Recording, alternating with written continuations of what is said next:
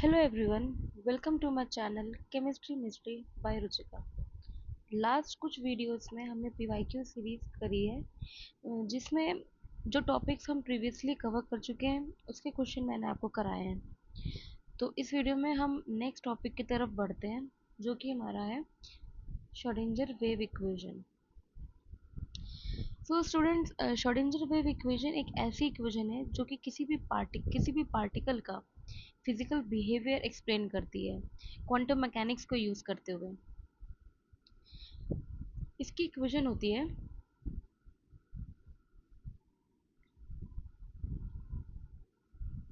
Del square X upon del square X square plus del square Y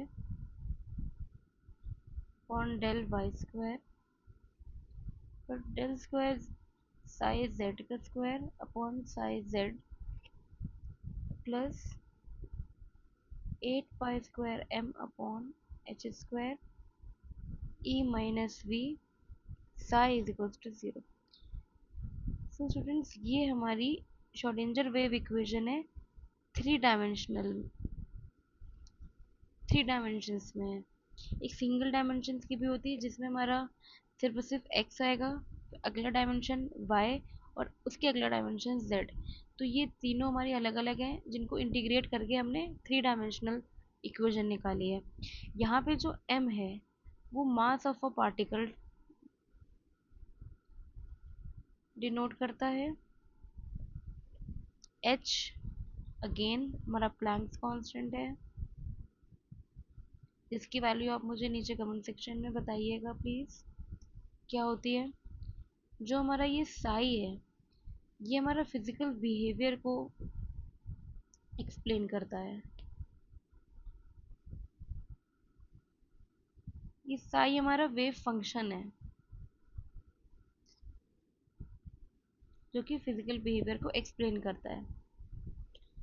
जो हमारा ई है ये हमारी टोटल एनर्जी है उस पार्टिकल की। वी जो है ये पोटेंशियल है हमारा उस पार्टिकल का। ठीक है स्टूडेंट्स, अब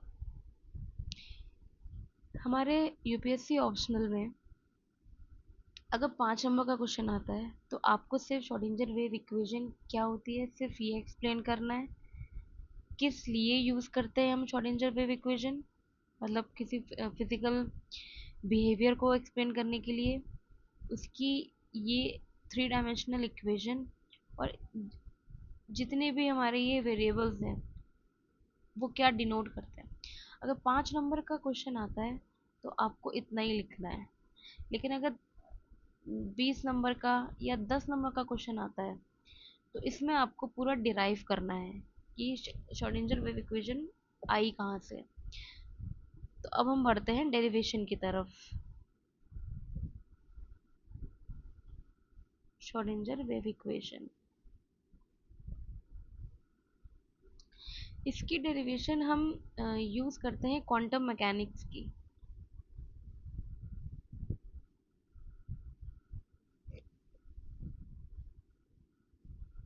क्वांटम मैकेनिक्स की हेल्प से हम इसको डिराइव करते हैं।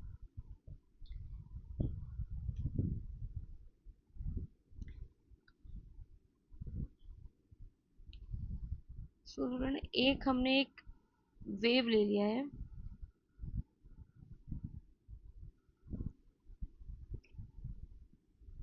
जिसकी बाउंड्री है 0 से x तक, u वेलोसिटी से मूव कर रहा है। इस वेव को हमने एक कंडीशन इम्पोज करी है, कि ये वेव पार्टिकल ड्युअलिटी शो करेगा। डी ब्रॉगली ने बताया था ना कि कोई भी जो रेडिएशन है, कोई भी वेव है, तो वो वेव पार्टिकल ड्युअलिटी शो करता है। तो इसमें हमने क्वांटम मैकेनिक्स का ही पार्ट इसमें इम्पोज किया है कंडीशन कि वेव पार्टिकल ड्युअलिटी शो करेगा।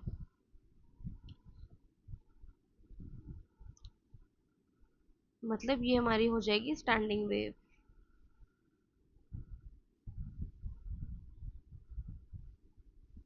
इस वेव को हम स्टैंडिंग वेव डिनोट करेंगे.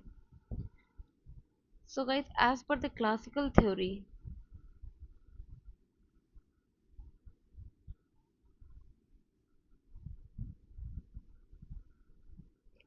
As per classical wave theory, एक इक्वेशन होती है जिसे हमें याद करना है.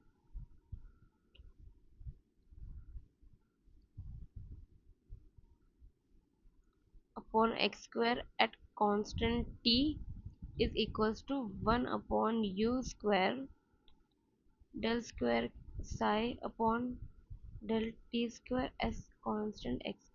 ये एक ऐसी इक्वेशन है जो कि क्लासिकल वेव थ्योरी को डिनोट करती है. ये हमें याद करना पड़ेगा क्योंकि इसका डेरिवेशन नहीं आता, तो इसको बाय हार्ट याद कर लीजिएगा, तभी ये हमारी डिराइव होगी. इसको हम लोग पेरेंट वेव इक्वेशन भी बोलते हैं.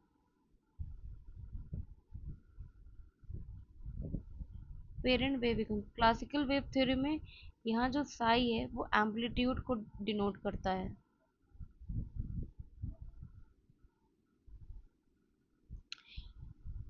क्वांटम वेव मैकेनिक्स में ये जो साई है ये हमारा वेव फंक्शन डिनोट करेगा. यहाँ पे एम्पलीट्यूड डिनोट कर रहा है. टी टाइम है, यू अगेन वेलोसिटी, और एक्स हमारा है कि डायरेक्शन ऑफ प्रोपोगेशन.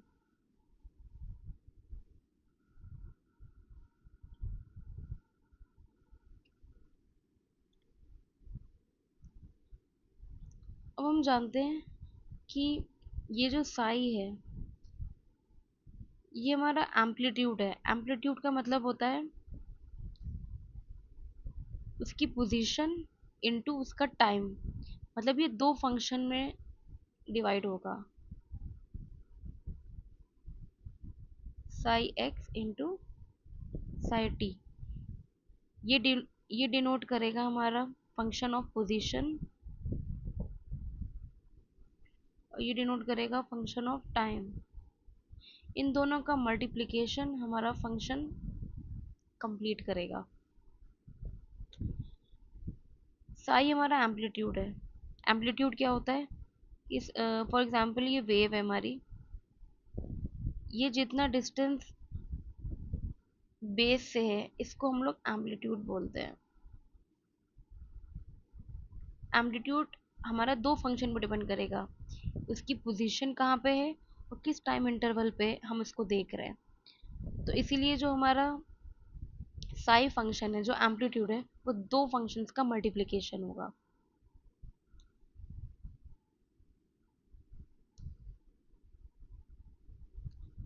अब स्टूडेंट साई टी को हम लिख सकते हैं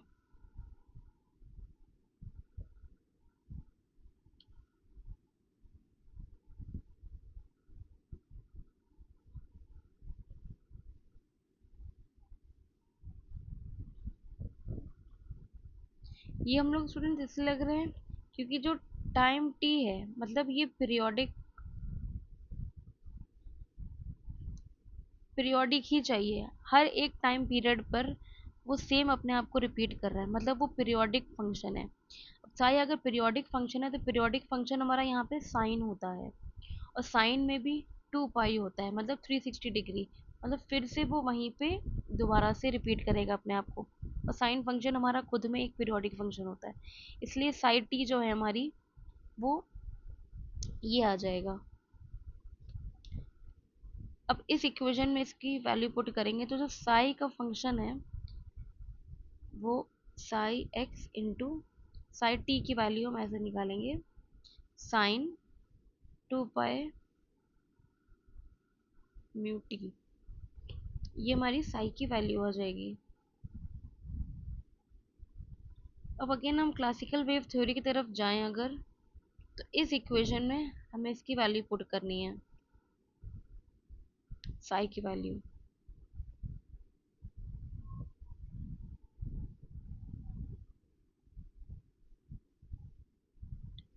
तो इसमें हो जाएगा Sai square x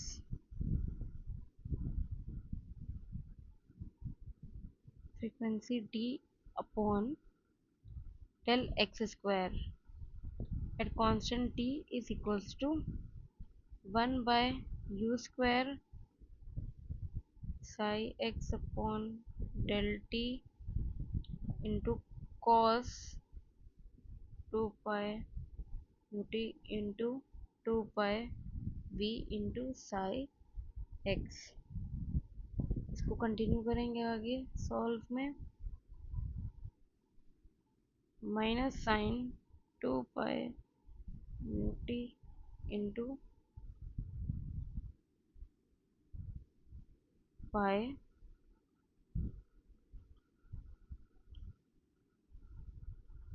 four four pi square mu square into psi x.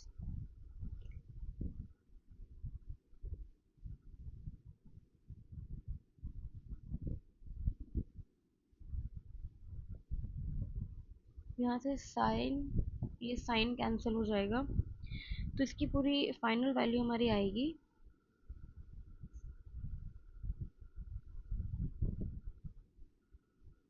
Minus 4 pi square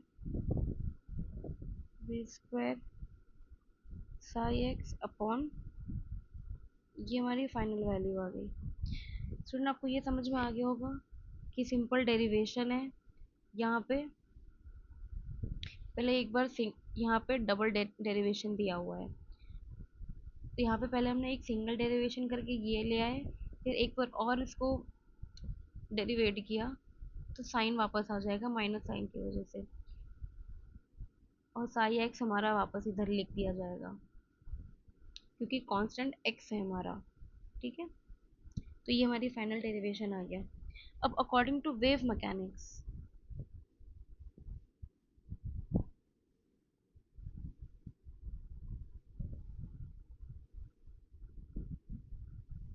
wave mechanics के अकॉर्डिंग जो वेलोसिटी होती है हमारी, फ्रीक्वेंसी इंटू लैम्डा का मल्टीप्लिकेशन होता है। इसका मतलब वैल्यू अगर हम पुट करते हैं square X square is equals to minus 4 pi square V square psi X upon V square into lambda का स्क्वायर। वी स्क्वायर से वी स्क्वायर कैंसिल हो गया,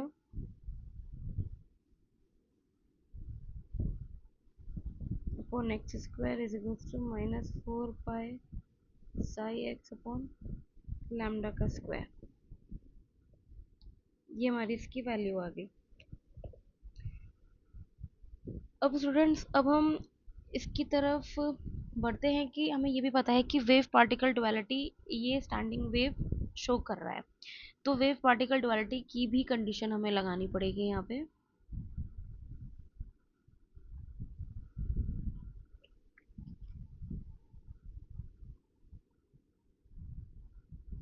डी ब्रॉगली के अकॉर्डिंग जो लैम्डा होता है वो एच अपॉन पी होता है। अब यहाँ से हम लैम्डा की वैल्यू निकाल लेंगे, या तो हम लैम्डा की वैल्यू यहाँ पे पुट भी कर सकते हैं। लैम्डा की वैल्यू यहाँ पे हम पुट कर देते हैं एच अपॉन पी।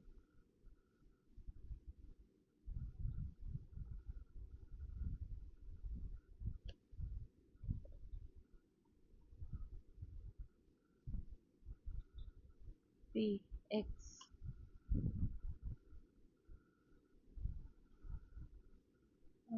तो यहाँ पे ये स्क्वायर हो जाएगा अपॉन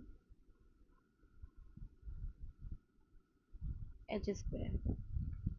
सो गाइस, ये हमारे वेव पार्टिकल डुअलिटी की कंडीशन पुट करके इसकी वैल्यू ये आ रही है। अब अगला स्टूडेंट्स हम करते आगे तरफ बढ़ते हैं कि टोटल एनर्जी निकालनी है, जो कि हमारी ई डिनोट करती है।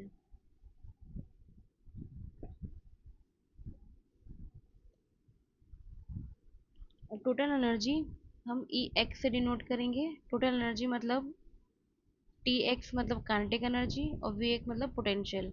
काइनेटिक एनर्जी हमें पता है कि p² अपॉन 2m होती है प्लस vx। यहाँ पे इसकी वैल्यू p की वैल्यू पुट करेंगे,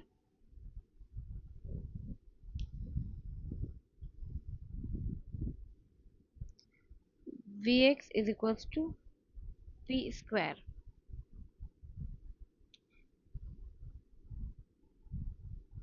ठीक है स्टूडेंट्स, ये हमारी p² की वैल्यू यहाँ से आ गई।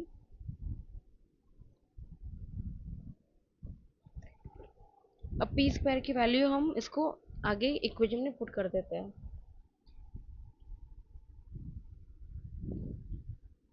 इस p² की वैल्यू हम इसमें पुट करते हैं, तो फाइनल हमारी वैल्यू जो आएगी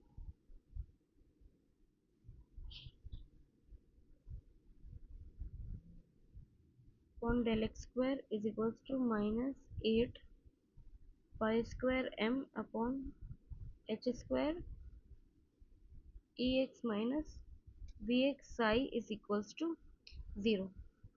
सो एज ये हमारी एक इक्वेशन आ गई जो हमें डिराइव करनी थी, श्रोडिंगर वेव इक्वेशन। ये हमारी एक सिंगल कोऑर्डिनेट में आई है, ये सिर्फ एक्स कोऑर्डिनेट में आई है। वाई कोऑर्डिनेट में अगर हमें लाना है तो simply into y² is equals to -8 square m h² e y minus V Y psi is equals to 0। ये z कोऑर्डिनेट में आ गई,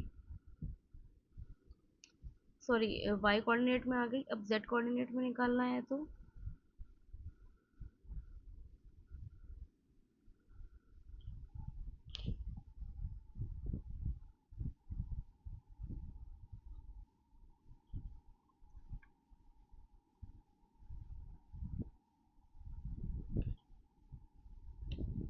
ये z कोऑर्डिनेट में आ गई,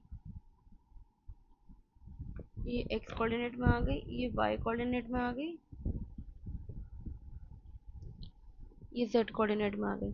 अब हमें पता है कि जो साई है हमारा, ये एक इंडिपेंडेंट वेव फंक्शन है। ये इंडिपेंडेंट वेव फंक्शन है और ये जितने भी हमारे कोऑर्डिनेट्स हैं ये एक दूसरे पे परपेंडिकुलर है, मतलब ये ऑर्थोगोनल है। ऑर्थोगोनल है तो मतलब कि तीनों को हम ऐड कर सकते हैं, एडिटिव है, तो ये एक कॉम्पोजिट वेव फंक्शन बन जाएगा। साई हमारा एक कॉम्पोजिट वेव फंक्शन बन जाएगा, क्योंकि ये तीनों जितने भी हमारे तीनों इक्वेशंस हैं ये ऑर्थोगोनल हैं। ऑर्थोगोनल का मतलब कि एक दूसरे पे परपेंडिकुलर है। तो फाइनल हमारी जो इक्वेशन आ जाती है तीनों को ऐड करने के बाद, जो फाइनल इक्वेशन आ जाती है थ्री डायमेंशनल में,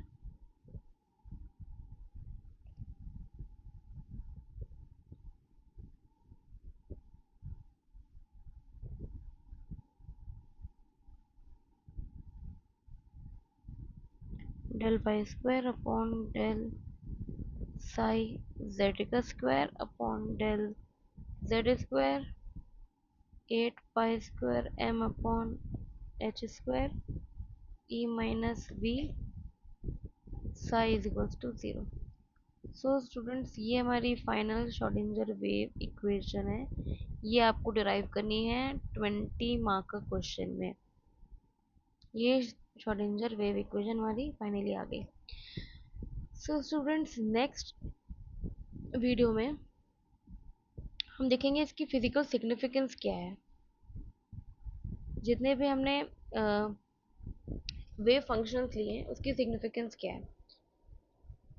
ठीक है स्टूडेंट, चलिए नेक्स्ट वीडियो में मिलते हैं। Thank you.